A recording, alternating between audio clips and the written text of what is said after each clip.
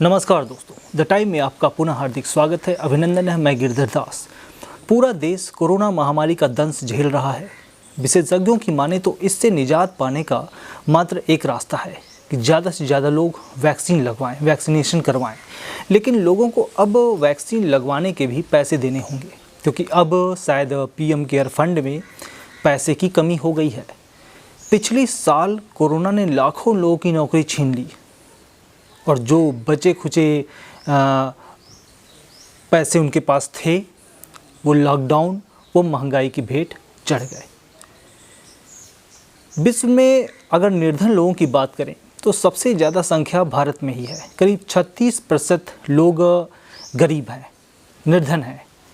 तो शायद ये यूँ कहें कि मोदी हैं तो मुमकिन है। इस कोरोना महामारी से बचने के लिए आम जनता को वैक्सीन लगवानी ज़रूरी है। लेकिन क्या ऐसा कोई सर्वे किया गया? क्या लोगों के पास ऐसा कोई जानकारी आई? पूछा गया उनसे कि उनके पास पैसे हैं या नहीं हैं? बात करें अगर हम उनकी कीमत की तो कोविशील्ड की कीमत 300 रुपये रखी गई है और जो भारत में निर्मित वैक्सीन है उसकी कीमत सरकारी हॉस्पिटलों को 600 रुपये और प्राइवेट हॉस्पिटलों को 1200 रुपये देने होंगे। मतलब 18 साल से जो ऊपर के वयस्क हैं, अगर वो वैक्सीन लगवाने जाते हैं तो उनको ये पैसे देने होंगे। अब ये आप बतलाइए, इस कोरोना महामारी में बहुत से लोगों की नौकरी चली गई, बहुत से लोगों की आजीविका का जो साधन एक तरह से वो नौकरी ही था, वो भी ख़त्म हो गया। अब उनसे अगर ये कहा जाए कि आप वैक्सीन लगवाइए तो वो पैसे कहाँ से लाएंगे? दूसरी तरफ विशेषज्ञों की माने तो विशेषज्ञ ये कह रहे हैं कि अब इससे निजात पाने का सिर्फ एक रास्ता है, वो है कि ज़्यादा से ज़्यादा, अगर पूरे देश को कोरोना मुक्त करना है तो ज़्यादा से ज़्यादा लोग वैक्सीन लगवाएं। तो अब ये बतलाइए कि वैक्सीन ज़्यादा से ज़्यादा लोग कैसे लगवा सकते हैं?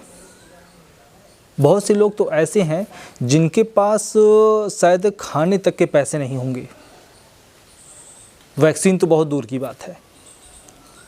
और वैक्सीन की कीमत भी रखी गई है। अगर हम कोविशील्ड की बात करें तो 300 रुपये है। उसकी प्राइस भी पहले अधिक थी। थोड़ा तरस खा के सीरम इंस्टीट्यूट ने दाम को कम किया, 300 रुपये कर दिया। लेकिन जब भारत में निर्मित वैक्सीन है उसकी कीमत आसमान छू रही है। राज्य सरकारों को 600 रुपये और प्राइवेट हॉस्पिटल अगर आप जाते हैं तो वहाँ 1200 रुपये आपको देने होंगे। तो ये बड़ी विडंबना है। क्या हम इस नीति से, इस रणनीति से इस कोरोना महामारी पर विजय पा सकेंगे?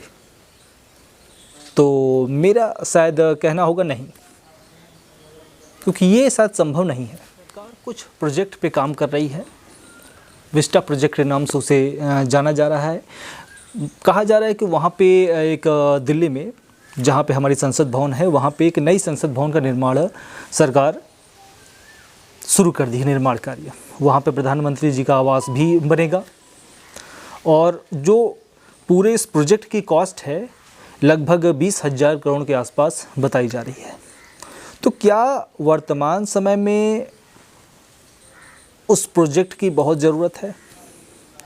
इस महामारी से ज़्यादा, लोगों को वैक्सीन लगवाने से ज़्यादा? बहुत सी संस्थाओं ने इसका विरोध भी किया है।